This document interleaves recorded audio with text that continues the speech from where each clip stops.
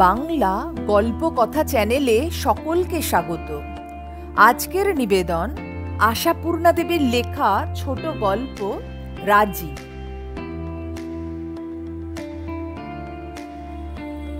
একটা মেয়ে এসে একটা ছেলেকে ডেকে প্রথমে কথা কইল, আমায় বিয়ে করতে রাজি আছেন? এমন ঘটনা জগতের আর কোথাও ঘটেছে কিনা ভগবান জানেন, তবে সমিত জানে না। অথচ সমিতের ভাগ্যে তাই ঘটল। মেয়েটা যে একেবারে অপরিচিত তা নয়। সমিতের দক্ষিণ খোলা বাড়িটার দক্ষিণ চেপে যে তিনতলা বাড়িখানি বেশ কিছুদিন ধরে তৈরি হয়েছিল এবং মাস 6 আগে রীতিমতো রাজকীয়ভাবে তার মালিকের গৃহপ্রবেশ ঘটেছিল, মেয়েটি সেই বাড়িরই মেয়ে। ওই বাড়িরই মেয়ে সেটা দেখছে সমিত এই মাস 6 ধরে, তবে জানে না মেয়েটা মালিকের মেয়ে না ভাইঝি, ভাগ্নি অথবা আশ্রিতজন। কারণ মেয়েটাকে সমিত নানা সময়ে নানা অবস্থায় এবং নানা সজ্জায় দেখে। কখনো দামি শাড়ি টাড়ি পরে সস্ত্রীক মালিকের সঙ্গে তার ঝকঝকে অ্যাম্বাসাডারখানায় চেপে হাওয়া হয়ে যেতে দেখে, কখনো দেখে যেমন তেমন শাড়ি পরে নিজেই গাড়িখানা ড্রাইভ করে বেরিয়ে গেল, আবার কখনো লাট খাওয়া একখানা শাড়ি পরে উস্কো ফুস্কো চুলে কাগজের ঠোঙা হাতে চিনে বাদাম চিবোতে চিবোতে রাস্তায় ঘুরে বেড়াতে। কৌতূহল হয় না তা নয়, কিন্তু এগিয়ে গিয়ে পরিচয় করবার সাহস হয়নি কোনো দিন। যখন ওভাবে রাস্তায় ঘুরতে দেখে তখনই সাহস করা যেতে পারত, কিন্তু ঠিক তখনই যেন বাঘিনী বাঘিনী দেখায় ওকে, যেন কথা বলতে গেলেই আক্রমণ করে বসবে। কিন্তু পাগল নয় এ বিষয়ে সন্দেহ নেই। কোনো কোনো দিন যখন এক পাল মেয়ে জুটিয়ে রাস্তা আলো করে অথবা বলতে পারা যায় হাসির ধমকে রাস্তা খান খান করতে করতে যেতে দেখে, তখন দেখে ওই রোগা লম্বা কালো মেয়েটাই যেন দলের মধ্যমণি। তাছাড়া নিয়মিত কলেজ টলেজও যায় বলে মনে হয়, নচেত বই ফই নিয়ে যায় কোথায় রোজ। অথচ নিত্য একই সময়ে নয়, কে জানে ইউনিভার্সিটিতেই পড়ে কিনা। মেয়েদের তো আবার বয়স বোঝা যায় না। অন্তত সমিত বুঝতে পারে না, পাড়ায় যে মেয়েটাকে স্কুলের ক্লাস 9-10 ছাত্রী ভেবে অগ্রাহ্য করেছে, একদিন জানলো সেই বেনি ঝোলানো মেয়েটা নাকি স্কুলের দিদিমণি। আবার একটা দিগ্গজ মেয়েকে দিদিমণি ভেবে সমীহ করে আপনি বলে কথা বলে জানতে পারলো মেয়েটা ক্লাস 8 ছাত্রী, বয়স মাত্র 14। সমিতের অবশ্য ঘোরতর সন্দেহ হয়েছিল বয়স কিছুটা চুরি করে রেখেছে বলে, কিন্তু কতটাই বা চুরি করবে। সমিতের বাড়ির সামনে একটা ফ্ল্যাট বাড়ি আছে, তাই অনেক বয়সের আর অনেক রঙের মেয়ে দেখতে পায় সমিত। কখনো কখনো বাস স্টপে দেখা হয় কারো সঙ্গে। উফ, কি ভিড়! মানুষের ভারে কলকাতা শহর এবার ভেঙে পড়বে। ইস, কি গরমই পড়েছে! এত বৃষ্টি হচ্ছে তবু গরম কমছে না। এই রে, আজ দেখছি ভেজাবে। আকাশের যা অবস্থা! এমনি সব স্বগতোক্তির পরিপ্রেক্ষিতে একাত্রা কথা হয়ে যায়, পরিচয় হয়ে যায়। আপনি তো ওই সামনের বাড়িটায় থাকেন, আপনারা ওই 8 নম্বর ফ্ল্যাটে নতুন এসেছেন তাই না? কিন্তু এই ধিঙ্গি মেয়েটার সঙ্গে কদাচ না। ওকে কখনো বাঘিনী মূর্তিতে, কখনো মহিমময়ী মূর্তিতে, কখনো উদাসিনী মূর্তিতে, কখনো বিশ্ব নস্যাৎ মূর্তিতে শুধু দূর থেকেই দেখেছে। 10 ফুটের মধ্যে আসেনি কখনো, কথাও নয় অতএব। আর আজই কিনা একেবারে 2 ফুটের এলাকায় হানা দিয়ে বলে বসলো, শুনুন, আপনার সঙ্গে একটা কথা আছে। সমিত সচকিত হয়ে দাঁড়িয়ে পড়ে বলল, বলুন। মনে মনে অবশ্য কিঞ্চিত ভয় পেল। কি জানি হঠাৎ না প্রশ্ন করে বসে, যখন তখন আমার দিকে তাকান কেন? হ্যাঁ, এই আশঙ্কাটাই হলো সমিতের, এই ভয়ঙ্কর প্রশ্নের নয়। সঙ্গে সঙ্গে উত্তর তৈরি রাখল সমিত। আপনার দিকে আমি তাকাই এ প্রমাণ দেখাতে পারেন আপনি? যদি বলে এর আবার প্রমাণ কি, নিজের চোখেই দেখেছি, সমিতও বলবে তার মানে আপনিও তাকান, এবং নিশ্চয়ই সেটা খুব অসৎ উদ্দেশ্য নিয়ে নয়। বহির্জগতে গাছ, পাখি, গাড়ি, ছাগল, মানুষ, গরু বহু জিনিসই থই থই করে, চোখ থাকলেই চোখে পড়বে। তাতেও যদি বলে না আপনি বিশেষ করে আমার দিকেই তাকিয়েছেন, তাহলে সুমিত ব্যঙ্গ হাসি হেসে বলবে, এ সন্দেহ হবার কারণ কি বলুন তো? নিজেকে বুঝি আপনার খুব দ্রষ্টব্য মনে হয়? কিন্তু মনে মনে এত সব কথা সাজানো বৃথাই গেল সুমিতের। মেয়েটা ওসব দিক দিয়েও গেল না। আপনার সঙ্গে কথা আছে বলে দাঁড় করিয়ে দিয়ে বলে উঠল, আপনি আজ্ঞে করবার দরকার নেই, তুমি বললেও চলবে, আমি কিছু মাইন্ড করব না। জিজ্ঞেস করছি, আপনি আমায় বিয়ে করতে রাজি আছেন? সুমিত যেন 3 তলা থেকে আছাড় খেয়ে পড়ল। এটা আবার কোন প্রশ্নের সূচনা? তবু সুমিত তাড়াতাড়ি সামলে নিল নিজেকে, খুব গম্ভীরভাবেই বলল, আশা করি আপনি অথবা দুজনের কেউই পাগল নয়। মেয়েটা মুহূর্তে তীক্ষ্ণ হলো, বলল, তার মানে আপনি কি বলতে চান, পাগলে ছাড়া আমাকে কেউ বিয়ে করতে রাজি হবে না? ঠিক উল্টো। সুমিত সেই গাম্ভীর্য বজায় রেখে চেষ্টা করে বলল, পাগল ভিন্ন আমার মতো হতভাগার কাছে কেউ বিয়ের প্রস্তাব করে না। মেয়েটা জেরার গলায় বলল, সেটা তো একদিকের ব্যাপার হলো, যদিও তাতে আমাকেই পাগল বলা হলো, কিন্তু সে যাক, দুজনের কথা বললেন কেন? সুমিত মনে মনে একবার এই জটিল অঙ্কটা কষে নিল। তারপর মৃদু হেসে বলল, বললাম এই ভেবে, পাগল ভেবে হয়তো আমায় খেপালেন, নচেত সাধারণত ঠিক এ ধরনের ঘটনা তো ঘটে না। ঘটনা? মেয়েটা ভুরু কুঁচকে বলে, ও এই প্রস্তাবটাকেই ঘটনা বলছেন?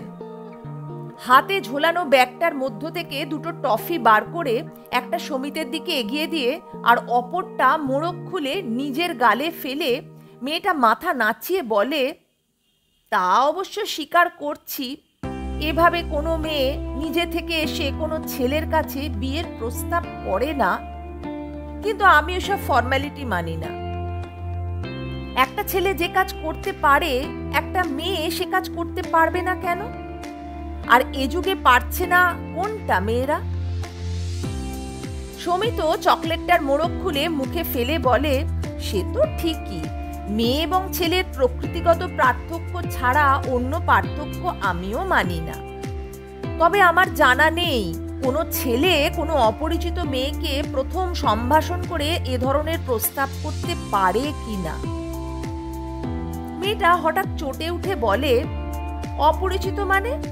আপনি আমায় চেনেন না, না আমি আপনাকে চিনি না? সুমিত অবশ্যই মজা পায় এবং এও সন্দেহ হয় তার হয়তোবা মাথার কোনোখানে চিড় খাওয়া আছে, অথবা স্রেফ চালাকি। সেকালে মেয়েরা ইচ্ছে করে হাত থেকে রুমাল ফেলে দিয়ে ছেলেদের সঙ্গে আলাপ করত, একালে বেপরোয়া অভদ্রতা করে আলাপ জমায়, অন্তত সিনেমা টিনেমায় তাই দেখেছে। অতএব সঠিক বোঝা যাচ্ছে না মাথায় চিড় খাওয়া কি ঝানু নাম্বার 1, কিন্তু মজাটা মন্দ লাগছে না, তাই উত্তর দেয়, আপনি আমায় চেনেন কি না সেটা আপনি জানেন, কিন্তু আমি মোটেই চিনি না আপনাকে। বললাম না আপনি আপনি করতে হবে না। মেয়েটা প্রায় ধমকে উঠে বলে, দু চোখে দেখতে পারি না ওইসব সাজানো গোছানো কথা। চলবে না কেন? প্রফেসরকে বলবো আপনি, বাবার বন্ধুদের বলবো আপনি, তোমার মতো একটা রাস্তার চ্যাংড়া ছেলেকে আপনি বলতে যাব কেন? আর তুমিই বা কেন তোমার থেকে 5 বছরের ছোট একটা মেয়েকে আপনি আপনি করতে যাবে? ছাড়ো সব, এই তো আমি বলছি তুমি তুমি তুমি, হলো? বাধা ভাঙলো? উফ, ছেলেগুলো হচ্ছে 1 নম্বর ফিচেল, রাত দিন তাকিয়ে তাকিয়ে চোখ খাওয়াচ্ছে, আবার বলে কিনা চিনি না। সুমিত হাত বাড়িয়ে বলে, আর একটা দেখি। কি? টফি। মেয়েটা উৎফুল্ল মুখে ব্যাগ থেকে আর দুটো বার করে সমভাগ করে নিয়ে একগাল হেসে বলে, তুমিও আমার মতো টফি ভালোবাসো বুঝি? ভালোই হলো, বিয়ের পর ঝগড়া হবে না, দুজনেরই একই পছন্দ। সুমিত ব্যঙ্গ হাসিমাখা মুখে বলে, বিয়েটা তাহলে হবেই ধরে নিচ্ছ? না হবার কি আছে? ও আবার চটে উঠে বলে, আমি কি একটা ফেলনা পাত্রী? আমি বাবার একমাত্র মেয়ে তো, জানো। সুমিত মাথা নেড়ে বলে, জানি না তো, তুমি যে কার মেয়ে তাই তো জানি না, তা আবার একমাত্র। তুমি এত মিথ্যুক। মেয়েটা চোখে আগুন জ্বেলে বলে, আমি ওই বাড়ির মেয়ে তা জানো না তুমি? সত্যি চটেছে মনে হয়। সুমিত কৌতুক দৃষ্টি অন্যদিকে হেনে নিরীহ গলায় বলে, ওই বাড়ির মেয়ে তা অবশ্য জানি, কিন্তু বাড়ির মালিকের মেয়ে তুমি মেয়ে না ভাইঝি ভাগ্নি না দুস্থ আত্মীয়া তা কি করে জানবো বলো? মেয়েটার রাগ রাগ মুখে হঠাৎ এক রাশ হাসি ছড়িয়ে পড়ে। বেশ অন্তরঙ্গ গলায় বলে, তা যা বলেছ। বাবাও তাই বলে। বলে তোকে দেখে পাড়ার লোক ভাবে তুই এ বাড়ির বাজার সরকারের মেয়ে। কি করব, সব সময় সেজে গুজে ফিটফাট হয়ে থাকা আমার পোষায় না। ওই যে আমার মা, স্নানের পর রুজ ক্রিম লিপস্টিক কাজল পেন্সিল এসবের যথাযথ ব্যবহার না করে ভগবানের সামনেও বেরোবে না। একবার তো যা কাণ্ড হয়েছিল, মায়ের মাসির খুব অসুখ। এই মাসিকে মা ভীষণ ভালোবাসে। বলে ওর গুরুতর অবস্থা বলে খবর পাঠিয়েছে। মা না সেই তো পড়ি কি মরি অবস্থায় এত ভুরু এঁকেছে, সবে স্নান করে বেরিয়েছিল কিনা তখন, আগেরগুলো সব মুছে গিয়েছিল সেই ভিজে ভুরুতে। সুমিত গম্ভীর গলায় বলে, কেউ তার গুরুজন সম্পর্কে এ ধরনের শ্রদ্ধাহীন কথা বলে, এটা আমার ভালো লাগে না। মেয়েটা রেগে ওঠে না, সঙ্গে সঙ্গে বরং মলিনই হয়ে যায়। সেই মলিন মলিন গলায় বলে, আমারও তো ভালো লাগে না, আমিও তো শ্রদ্ধাই করতে চাই, কিন্তু বড়লোকের বউদের যাকগে, থাক ও কথা। তবে ওই যা বললাম, সাজ টাজ সবসময় ভালো লাগে না আমার। ইচ্ছে হলেও আমি যেমন তেমন ভাবে একটু রাস্তায় বেরোতে পাবো না, ফুটপাতে বিছানো ভুট্টা পেয়ারা কি চিনেবাদাম কিনে খেতে পাবো না, সব সময় গাড়ি চড়ে বেড়াতে হবে, ওজন করে কথা বলতে হবে, অঙ্ক কষে কষে লোকের সঙ্গে মিশতে হবে। এ জীবনের কোনো মানে হয়? সুমিত একটু হাসে, বলে, অনেক মেয়ের কাছেই এ জীবন খুব মানেপূর্ণ। হতে পারে। মেয়েটা উদাস মুখে বলে, আমার তো ওরকম জীবন ভাবলেই নিজেকে চিড়িয়াখানার বাঘ মনে হয়। উৎকৃষ্ট তুলনা, তবে বাঘ নয়, বাঘিনী। ওই একই। ও আরও উদাস উদাস গলায় বলে, আমার বন্ধুরাও বলে বটে, তুই একটা অদ্ভুত। কিন্তু আমি ভেবে পাই না কি করে স্বাধীনতাহীন জীবন লোকের কাম্য হতে পারে। তুমি তো বললে গুরুজন সম্পর্কে সমালোচনার কথা বলতে নেই, কিন্তু দেখলে যে কষ্ট হয়। আমি জানি বাবা গরমের দিনে খালি গায়ে থাকতে ভালোবাসে, সেই অভ্যাসই ছিল বাবার, কিন্তু বড়লোক হয়ে এই দুর্দশা হয়েছে বাবার সব সময় অন্তত গেঞ্জিও গায়ে রাখতে হয় বেচারাকে।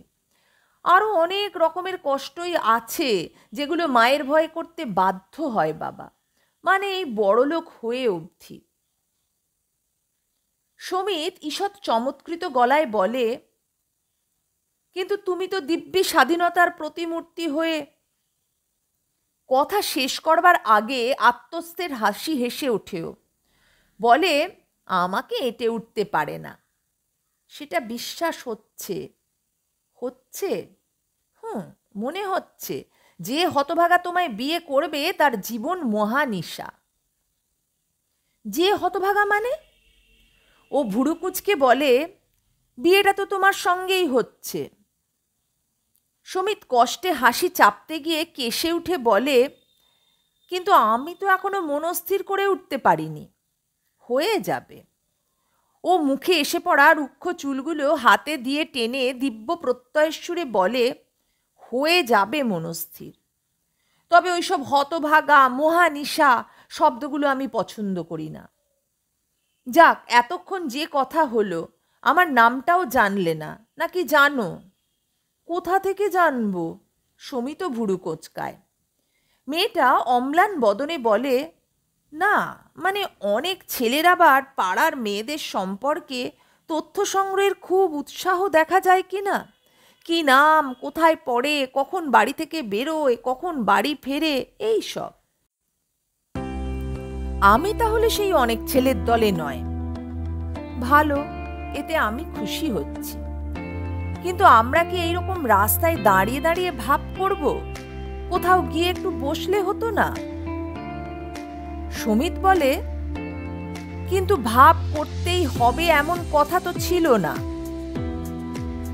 বিয়ের আগে কিছুদিন ভাব করতে হয়, এটাই রীতি। মেয়েটা গম্ভীরভাবে বলে, রেস্টুরেন্টে, পার্কে, গঙ্গার ধারে, ভিক্টোরিয়া মেমোরিয়ালে, এইসব জায়গায় আর কি।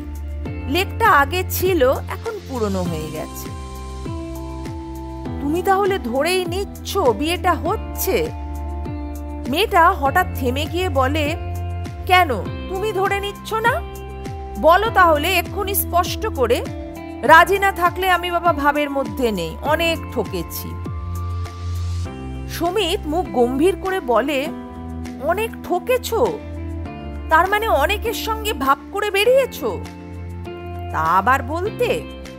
মেয়েটা ঝংকার দিয়ে বলে, সেই 14 বছর বয়স থেকে তো ভাব করে বেড়াচ্ছি। কিন্তু ঝামেলা কি জানো? দিব্যি ভাবটাপ হয়েছে। একসঙ্গে এখান ওখান বেড়াচ্ছি, এক ঠোঙায় চিঙে বাদাম খাচ্ছি। ওমা, যেই বিয়ের কথা বলেছি, ব্যাস হাওয়া। তখন চাকরি করছি না, বেকার, তোমায় নিয়ে গিয়ে খাওয়াবো কি, এইসব ধানাই পানাই। এতই যদি দিব্য জ্ঞান, তো মরতে ভাব করতে এসেছিলি কেন?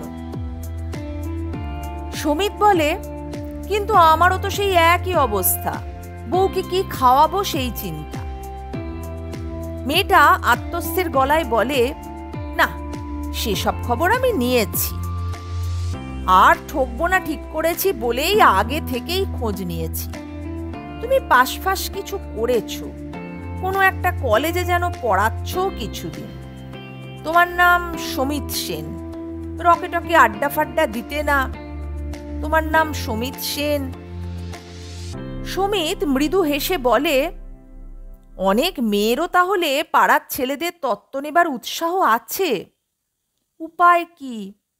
ও দিব্য সপ্রতিভ গলায় বলে, ঠেকে শিখেছি। একটা ছেলে বুঝলে, বছরখানেক ধরে পায়ে পায়ে ঘুরলো বাড়িতে রাগারাগি। মা বলে ঠাকুমার কাছে গ্রামের বাড়িতে পাঠিয়ে দেবে, বাবা বলে ছেলেটাকে ধরে একদিন শিক্ষা দিয়ে দেবে। মহা অশান্তি। তখন বললাম, আর সহ্য হচ্ছে না, চলো বিয়েই করে ফেলা যাক এবার। শুনে লক্ষ্মী ছাড়াটা কি বলল জানো? বিশ্বাস করবে? বলল, তোমার মতো মেয়েকে যে বিয়ে করবে সে পাগল। রেগে অবশ্যই একটু খামচে ফামচে দিয়েছিলাম, কিন্তু শেষে ধিক্কার এলো। ওরকম লোক কি রাগেরই যোগ্য বলো? তাই ওকে খুন করে ফেলার ইচ্ছেটা সামলে নিলাম। সমিত বলে, ভালোই করেছ, কিন্তু কোথায় গিয়ে একটু বসবার কথা হচ্ছিল না? এই তো চলো না একটু এগিয়ে, ওই যে রেস্টুরেন্ট কেবিন আছে, ওরিয়েন্ট কেবিন, ওই যে রেস্টুরেন্টটা, ওইখানেই বসি আমরা।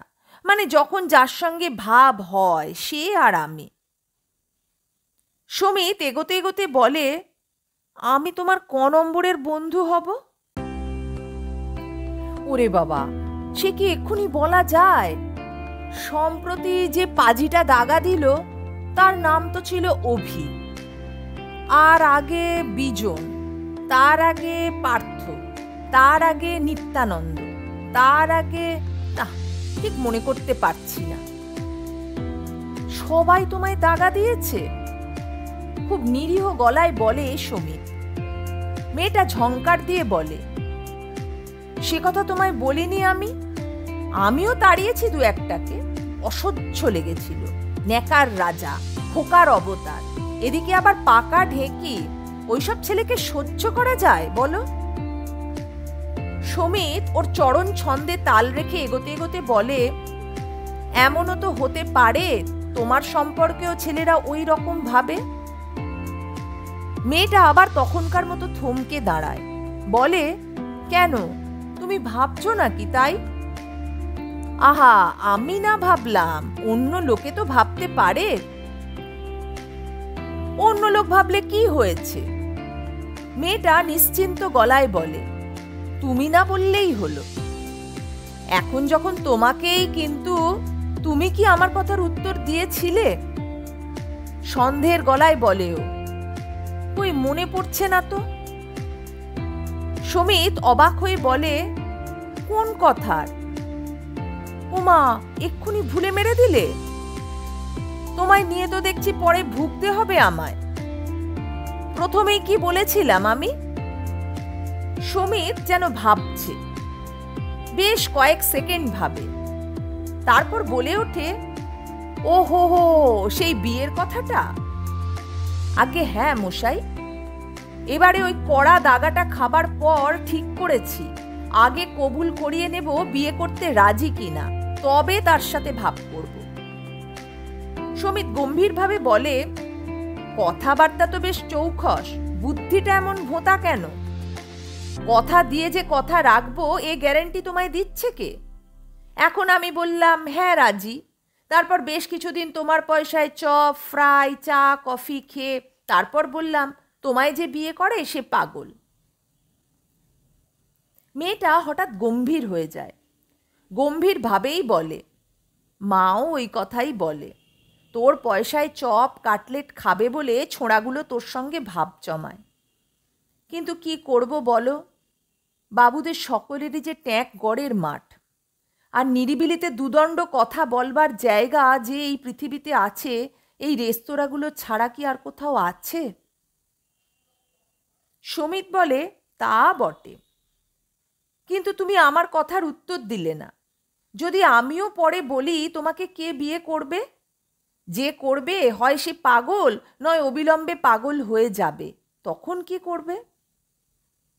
মেয়েটা শান্ত বিশ্বাসের গলায় বলে, না, তুমি সেরকম করবে না, তুমি একটু ভদ্র আছো। টেরিলিন প্যান্ট শার্ট পরলে সবাইকেই ভদ্র দেখায়। এই সেরেছে। মেয়েটা হেসে ওঠে, তুমি যে আবার আমার বাবার মতো মন্তব্য করছো। বাবাও ঠিক ওই কথাই বলে।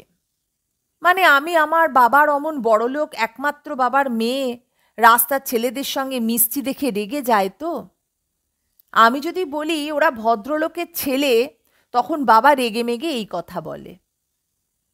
মেয়েটা হঠাৎ হেসে কুটি কুটি হয়ে বলে, বাবা ভীষণ জব্দে পড়ে বসে আছে, মানে এই একটা বই মেয়ে নই তো।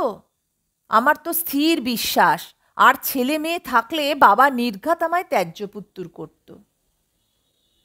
ওরা ওরিয়েন্ট কেবিনের সামনে এসে গিয়েছিল। মেয়েটা বলে, এই একটু গম্ভীরভাবে ঢুকবে, যাতে ওরিয়েন্টের ওই ইয়ার ছোকরাটা বলে বসতে সাহস না পায়, এই যে দিদিমণি, ইনি বুঝি এই নতুন, এমন হাড় জ্বালানো কথা বলে। সুমিত চড়া গলায় বলে, ওরকম কথা আমার সামনে বলতে আসুক দিকি, ঘুষি মেরে নাক ফাটিয়ে দেব না। সত্যি দেবে? মেয়েটা যেন খুশিতে টকবগিয়ে ওঠে। তারপরেই আবার একটু মিয়ে গিয়ে বলে, সত্যি অবশ্যই তা করো না। যাই হোক, অনেক দিন চা খাইয়েছে আমায়, অনেক উৎপাত সহ্য করেছে। তবে এই যে তুমি বেশ বীরের মতো বললে কথাটা, এতেই আহ্লাদ হলো। পুরুষ মানুষ যদি বেশ একটু বীর বীর না হলো তো হলো কি? এই যে ঢোকবার আগে শেষ কথাটা হয়ে যাক, বিয়ে রাজি? যদি রাজি থাকো তো চলো ভেতরে ঢুকি, অনাদির সঙ্গে পরিচয় করিয়ে দিই। ওই যে ওই রকম ইয়ার্কি মারে আর কি, পরিচয় করিয়ে দিয়ে ভালো করে কিছু অর্ডার দিই। আর যদি রাজি না থাকো, যাও এখান থেকেই কেটে পড়ো। ফর নাথিং তোমার সঙ্গে ঘুরতে পারবো না। সমিত মৃদু হেসে বলে, আচ্ছা ধরে নাও না হয় রাজি আছি। ধরে নাও মানে? মেয়েটা ক্রুদ্ধ গলায় বলে, আর আমিও সব ধরে টরে নেওয়ার মধ্যে নেই, স্পষ্ট কথা চাই। হয় রাজি বলে কথা দিয়ে ঢোকো, নয় কেটে পড়ো। সমিত দাঁড়িয়ে পড়ে বলে, বা তোমার সম্বন্ধে কিছু না জেনে রাজি অমনি হলেই হলো? রূপ তো দেখতেই পাচ্ছি, কোয়ালিফিকেশনও তো জানা দরকার। দরকার? ওফ! মেয়েটা ঝংকার দিয়ে বলে, বাবু যেন সেই ঊনবিংশ শতাব্দীর পাত্তর, গুছিয়ে গাছিয়ে পাত্রী দেখতে এসেছেন। রূপের কথা মুখে আনবে না। নিজে একটু সুন্দর দেখতে বলে অহংকারে মাটিতে পা পড়ছে না, না? কোয়ালিফিকেশন মানে কি? লেখাপড়া? বিয়ে পড়তে পড়তে কলেজ ছেড়ে দিয়েছিলাম, বেজায় লাগতো। এখন প্রফেসরের বাড়ি বাড়ি ঘুরে পড়ছি, পরীক্ষাটা দিয়েই দেব। বাবা বলে লোকের কাছে নাকি মুখ থাকে না বাবার। বলে এখনকার ছেলে মেয়েগুলো যাচ্ছে তাই কীর্তি করে বেড়ালেও লেখাপড়াটা ঠিক চালিয়ে যায় বলে মা বাপের মুখটা তো হেঁট হয় না। তুই আমার একুলকুল দুকুল খেলি। বলেছি, বেশ বাবা, যদি পাশগুলো করলেই তোমার মুখ রক্ষে হয় করবো, তাই পড়ছি। বেশ ভালো কথা। সমিত হাসি চেপে বলে, কিন্তু রান্না বান্না সেটা জানা আছে? মাথা খারাপ? সেলাই? রাবিশ। খেলাধুলো? আগে করতাম, ছেড়ে দিয়েছি। মেজাজ? সেটা মা বলতে পারবে। হলো সব প্রশ্ন? হলো। সমিত হাতটা বাড়ায়। কি আবার টফি? মেয়েটা ব্যাগ খুলতে যায়। সমিত বলে, টফি নয়, হাত। পানি গ্রহণের রিহার্সালটা হয়ে যাক। মেয়েটা একটু থতমত খেয়েই এক গাল হেসে বলে, ওহ বুঝেছি। হাতটা বাড়িয়ে দেয়। সমিত সেই হাতটা ধরে করমর্দনের ভঙ্গিতে ঝাঁকিয়ে বলে ওঠে, রাজি। বাঁচলাম। চলো এবার বসবে, চলো। ভিতরে ঢোকে অনাদিকে ডেকে অর্ডার দেয়। গুছিয়ে বসে বলে, তা তো হলো, কিন্তু এখনো তো আমার নামটা জানলে না। সমিত নিশ্চিন্তভাবে চেয়ারে পিঠ ঠেকিয়ে বলে, জানি। জানো? হ্যাঁ, নাম নাছোড়বান্দা।